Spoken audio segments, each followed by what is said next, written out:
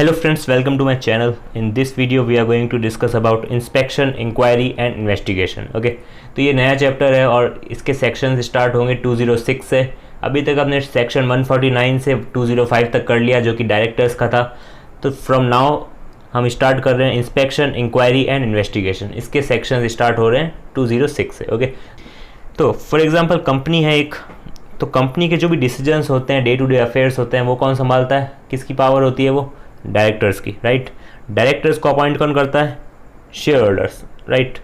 तो अब डायरेक्टर्स के पास पावर आ गई किसकी? मैनेजमेंट की, यानी कंपनी का मैनेजमेंट संभालना, यानी क्या? जो भी डे टू डे अफेयर्स है, डिसीजंस हैं, बिकॉज हर छोटे मोटे डिसीजंस के लिए हम शेयर होल्डर्स को नहीं बुला सकते, राइट। तो इसीलिए क्या है, जो भी डिसीजंस होंगे कंपनी के, जो डे टू डे अफेयर्स होंगे, वो सारे कौन संभालेगा? डायरेक्टर्स। ओके, बट ये पावर जो है, इसको अगर अब्यूज़ करता है वो डायरेक्टर, ओके, यानी मिसयूज़ करता है उसका, या फिर कोई भी अब्यूज़ करता है कोई भी डायरेक्टर या फिर ऑफिसर्स ऑफ द कंपनी, तो उसमें किसका नुकसान होगा? शेयर होल्डर्स का, प्लस कंपनी के जो क्रेडिटर्स है या फिर कंपनी ने जिन से लोन ले रखा है तो उनका पैसा डूबेगा, राइट। कोई भी गलत डिसीजन अगर ले रहे हैं डायरेक्टर, पावर का मिसयूज़ कर रहे हैं, तो उस केस में नुकसान किन किन का होगा? कंपनी के स्टेक होल्डर्स मतलब क्रेडिटर्स, और भी कोई इन्वेस्टमेंट कर रखी है कंपनी में किसी ने, या फिर कंपनी से लोन ले रखा है, कंपनी ने किसी से लोन ले रखा है। ओके, तो ये सारे क्या है? Stakeholders. साथ ही साथ शेयर होल्डर्स भी इंक्लूड होंगे इसमें। शेयर होल्डर्स और भी कई सारे लोग होंगे, तो उनको अगर नुकसान पहुंच रहा है देन क्या होगा? सेंट्रल गवर्नमेंट क्या करेगी?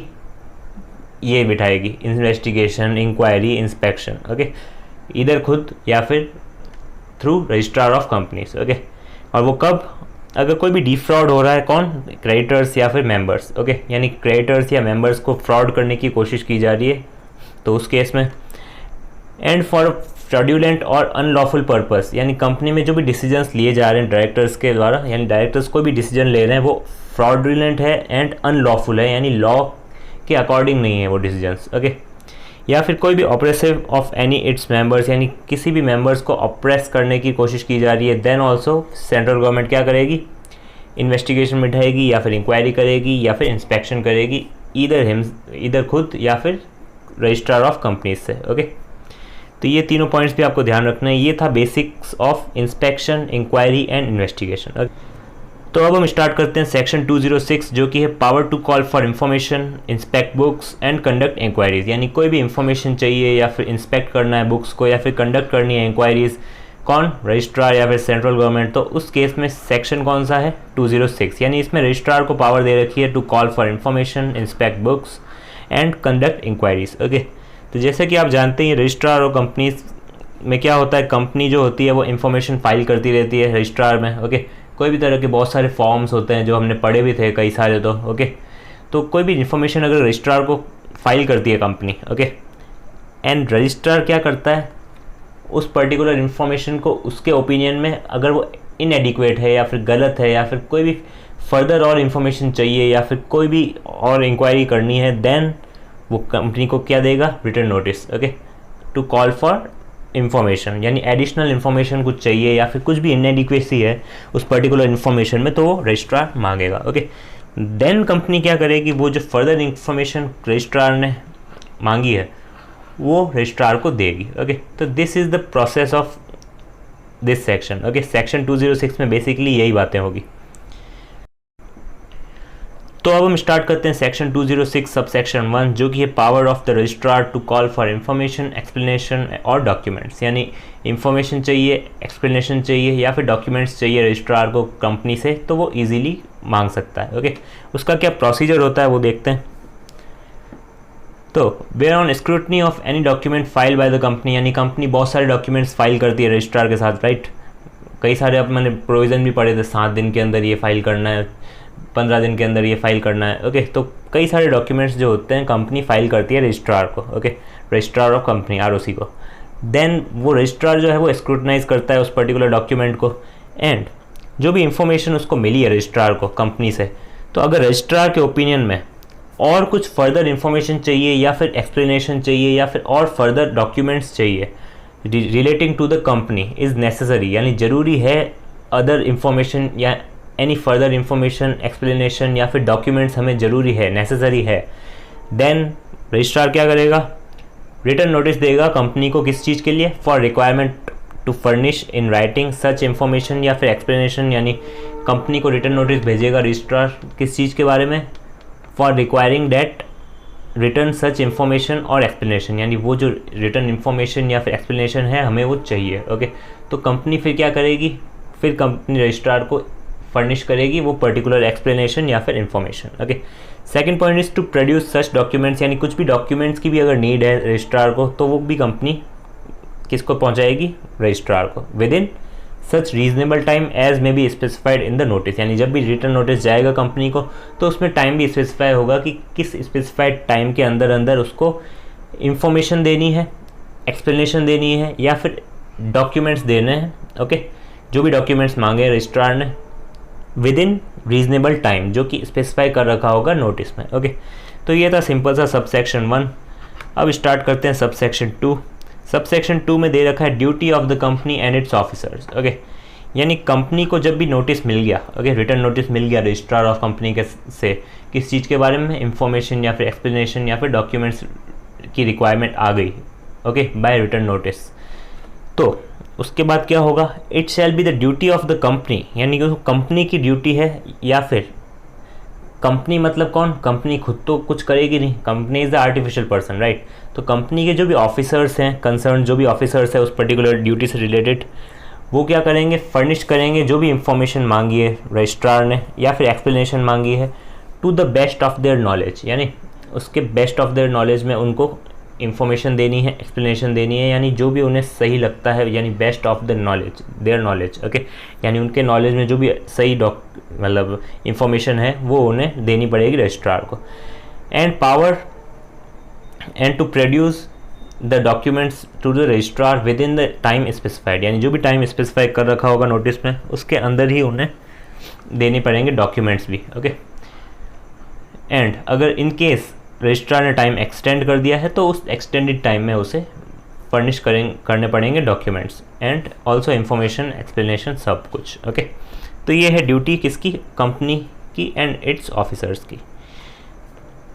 नेक्स्ट इसमें एक प्रोविज़ो भी है, उसमें क्या लिखा हुआ है, अकॉर्डिंग टू प्रोविज़ो सबसेक्शन 2, यानी सबसेक्शन 2 जो हमने पढ़ा duty of officer and company, उसमें एक प्रोविज़ो है, उसमें क्या लिखा हुआ है, वेयर सच इंफॉर्मेशन या explanation related to past period, यानी पहले के पीरियड की है वो। ओके, 2 साल पहले, 3 साल पहले, 5 साल पहले की इंफॉर्मेशन अगर मांगी है उस पर्टिकुलर रजिस्ट्रार ने, यानी रजिस्ट्रार ने पहले की इंफॉर्मेशन मांगी है, पास्ट की इंफॉर्मेशन मांगी है, देन क्या होगा, जो भी ऑफिसर्स उस टाइम उस पीरियड में इन्वॉल्व था, यानी एम्प्लॉयमेंट में था कंपनी में, यानी कंपनी का एम्प्लॉय था वो उस पर्टिकुलर पीरियड में, देन रजिस्ट्रार क्या कर सकता है, उनको नोटिस भेज सकता है फॉर रिक्वायरिंग सच इंफॉर्मेशन या फिर explanation to the best of their knowledge. Okay, यानी उनके हिसाब से जो भी ठीक लगेगा उनको इंफॉर्मेशन या एक्सप्लेनेशन जो भी रजिस्ट्रार ने मांगा है वो उन्हें फर्निश करना पड़ेगा किसको, रजिस्ट्रार को, विद इन जो भी स्पेसिफाइड टाइम है, right. Next is subsection 3 जो कि है additional return notice by the registrar, यानी रजिस्ट्रार एडिशनल रिटर्न नोटिस कब भेजेगा। ओके, तो रजिस्ट्रार में भी by another return notice call on the company to produce for his inspection such further books of account, यानी बुक्स ऑफ अकाउंट्स के लिए inspection का एक रिटर्न नोटिस भेजेगा या फिर बुक्स को इंस्पेक्ट करेगा या फिर पेपर्स को या फिर एक्सप्लेनेशन को एज ही में रिक्वायर, जो भी रजिस्ट्रार को के ओपिनियन में ठीक है, at such place and such time as he may specify in the notice में स्पेसिफाई करेगा कि कंपनी का जो भी बुक्स ऑफ अकाउंट है, बुक्स है, पेपर्स है, एक्सप्लेनेशन है, वो सबको वो इंस्पेक्ट करेगा। ओके, तो ये जो भी उसको ठीक लगेगा वो उस चीज़ को इंस्पेक्ट करेगा, राइट। वो जो भी चीज़ है वो स्पेसिफाई कर लेगा किस प्लेस पे, किस टाइम पे, वो सब स्पेसिफाई करना पड़ेगा नोटिस में और कंपनी को भेजना पड़ेगा एडिशनल रिटर्न नोटिस। ओके, अब वो कब भेजेगा ये खुद आप लॉजिक लगा सकते हैं, कब भेजेगा, अगर कंपनी ने इंफॉर्मेशन जो भी पहले मांगी थी, यानी जो सब सेक्शन 1 में हमने नोटिस की बात की थी, रिटर्न नोटिस भेजेगा कंपनी को फॉर एक्सप्लेनेशन इंफॉर्मेशन के लिए, तो वो इंफॉर्मेशन या फिर एक्सप्लेनेशन कंपनी ने फर्निश की ही नहीं रजिस्ट्रार को। ओके, जो भी टाइम स्पेसिफाई कर रखा था रजिस्ट्रार ने उस पर्टिकुलर टाइम पीरियड में उन्होंने इंफॉर्मेशन या एक्सप्लेनेशन फर्निश की ही नहीं रजिस्ट्रार को, देन एडिशनल रिटर्न नोटिस भेजेगा registrar, right, for inspection of books of account, books, papers, right. तो ये केस है। एक और चीज़ है, अगर रजिस्ट्रार ने मतलब हमने एक्सप्लेनेशन या इन्फॉर्मेशन भेज दी रजिस्ट्रार को, और रजिस्ट्रार ने आफ्टर एग्जामिनेशन यानी जो भी डॉक्यूमेंट्स हमने रिक्वायर किए थे, रजिस्ट्रार ने रिक्वायरमेंट डाली थी, हमने वो सारे डॉक्यूमेंट्स भेज दिए, बट आफ्टर एग्जामिनेशन रजिस्ट्रार के ओपिनियन में वो जो इन्फॉर्मेशन है या एक्सप्लेनेशन है या फिर डॉक्यूमेंट्स हैं वो इनएडिक्वेट है। ओके, अभी भी वो इनएडिक्वेट है, यानी पूरे जितने चाहिए थे उसको उतने नहीं हैं। देन ऑल्सो वो एडिशनल नोटिस भेज सकते हैं। ओके, किस लिए? बुक्स ऑफ अकाउंट्स को इंस्पेक्ट करने के लिए, बुक्स को, पेपर्स को, या फिर और एक्सप्लेनेशन मंगा सकती है by additional written notice. Okay, तो ये 2 केस है। एक और केस है, वो क्या है? If the registrar is satisfied on a scrutiny of the documents, यानी जो डॉक्यूमेंट्स हमने फर्निश किए थे वो स्क्रूटनी की रजिस्ट्रार ने और वो अनसेटिस्फैक्ट्री स्टेट ऑफ अफेयर्स हैं, यानी जो भी कंपनी की एक्टिविटीज़ है या फिर स्टेटमेंट ऑफ अफेयर्स जो भी होते हैं, स्टेट ऑफ अफेयर्स होते हैं, वो अनसेटिस्फैक्ट्री है और पूरा जो फुल एंड फेयर स्टेटमेंट है वो डिस्क्लोज नहीं किया गया है। ओके, यानी जो इन्फॉर्मेशन है और डॉक्यूमेंट्स है, do not disclose full and fair statement of the information required, यानी जो भी इंफॉर्मेशन रिक्वायरमेंट थी इन्फॉर्मेशन की वो फुल एंड फेयर स्टेटमेंट में डिस्क्लोज नहीं की गई है। ओके, यानी आधी अधूरी इन्फॉर्मेशन है या फिर जो चाहिए था वो नहीं है। ओके, यानी full and fair statement disclose नहीं हुआ है उन पर्टिकुलर डॉक्यूमेंट्स में। देन ऑल्सो रजिस्ट्रार के पास राइट है कि वो क्या कर सकता है, इंस्पेक्ट के लिए रिटर्न नोटिस भेज सकता है, additional return notice for inspection of books of accounts, books, papers. Okay, तो ये था सिंपल सा सबसेक्शन 3। एक और चीज़ है इसमें, जो रजिस्ट्रार है वो रिकॉर्ड भी करेगा अपने reasons in writing for issuing such notice, यानी वो जो नोटिस भेज रहा है एडिशनल, उसका क्या रीज़न है पर्टिकुलर, ये जो 3 रीजंस हैं इनमें से कौन सा रीज़न है वो भी नोटिस में मतलब रिकॉर्ड करेगा रीजंस भी। ओके, यूं ही नहीं भेज देगा। ओके, उसके लिए पर्टिकुलर उसको रीज़न नोट करना पड़ेगा। Okay,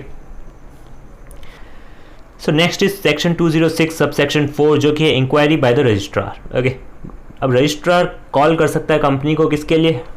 furnishing in writing any information explanation, जो कि हमने पहले भी पढ़ा, सेम चीज़ है, but on matters specified in the order within such time as he may specify therein and, ये नई चीज़ है, carrying out inquiry as he deems fit, यानी अगर रजिस्ट्रार को लग रहा है कि इंक्वायरी की ज़रूरत है तो वो इंक्वायरी के लिए भी कंपनी को बोल सकता है। ओके, यानी इंक्वायरी कर सकता है कंपनी में। And providing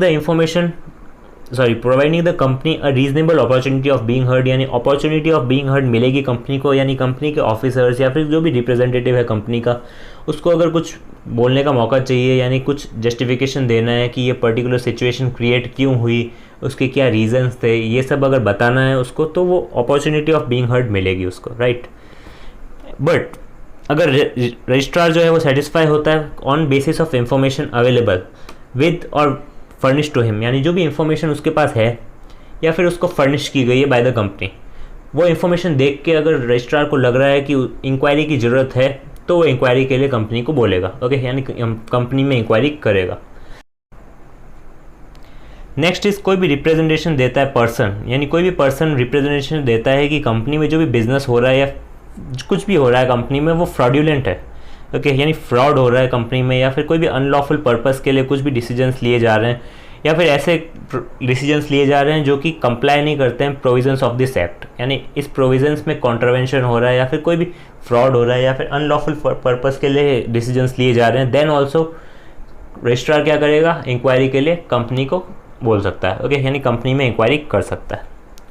and the last is grievances of investors, यानी इन्वेस्टर्स को कोई भी परेशानी है या फिर दिक्कत है और वो सॉल्व नहीं हो रहे हैं इन्वेस्टर्स से, और इन्वेस्टर्स किसके पास आए हैं, रजिस्ट्रार के पास, देन ऑल्सो रजिस्ट्रार क्या कर सकता है, इंक्वायरी कर सकता है। ओके, इन कंपनी, यानी इन्वेस्टर्स के कुछ भी हो सकता है, लाइक डिविडेंड उनको नहीं मिल रहा है या फिर कोई भी डिविडेंड डिक्लेयर हो चुका है बट उस पर्टिकुलर इन्वेस्टर को नहीं मिल रहे हैं, कई सारे ऐसे इन्वेस्टर्स हैं जिनको कोई भी ग्रीवेंस है पर्टिकुलर, राइट, तो वो राइट कर सकते हैं, यानी किसके पास आ सकते हैं, रजिस्ट्रार के पास, और रजिस्ट्रार क्या करेगा उस केस में, इंक्वायरी बिठाएगा किस पे, कंपनी पे। ओके, तो ये था पर्टिकुलर सेक्शन 206 सबसेक्शन 4। तो खाली एक ही नहीं पॉइंट है, इसमें 4 पॉइंट है, ये एक पॉइंट हमने किया है और 3 पॉइंट हमें करने हैं।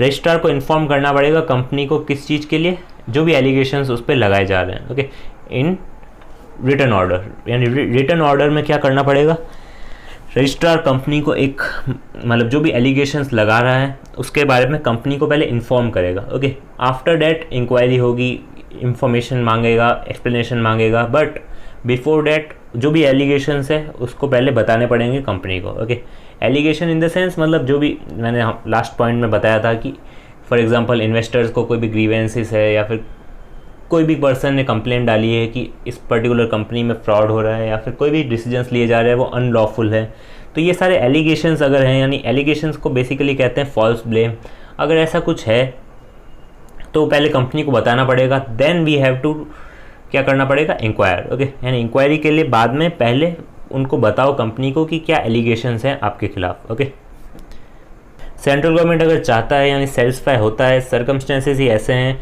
तो वो डायरेक्ट कर सकता है रजिस्ट्रार को या फिर इंस्पेक्टर को appoint by it for the purpose of, यानी या तो रजिस्ट्रार को बोलेगा कि आप इंक्वायरी करिए या फिर इंस्पेक्टर अपॉइंट कर सकता है for the purpose of carrying out the inquiry, यानी इंक्वायरी करने के लिए एक पर्टिकुलर इंस्पेक्टर को अपॉइंट किया जा सकता है। ओके, ये कौन करेगा, रजिस्ट्रार करेगा, बट इन केस अगर इंस्पेक्टर की ज़रूरत नहीं है देन रजिस्ट्रार को भी वो डायरेक्ट कर सकती है सेंट्रल गवर्नमेंट। ओके, यानी सेंट्रल गवर्नमेंट में डायरेक्ट द रजिस्ट्रार या फिर an inspector appointed by it. Okay, यानी अपॉइंट कौन करेगा, रजिस्ट्रार, बट डायरेक्ट कौन करेगा, central government. Okay, next is it is further provided that where the business of the company has been or is being carried on for fraudulent या फिर unlawful purpose, अगर business जो है company का वो fraud manner में चल रहा है या फिर अनलॉफुल चल रहा है, देन एवरी ऑफिसर जो भी कंपनी में डिफ़ॉल्ट कर रहा है उसको फ़ाइन लगेगा। कितना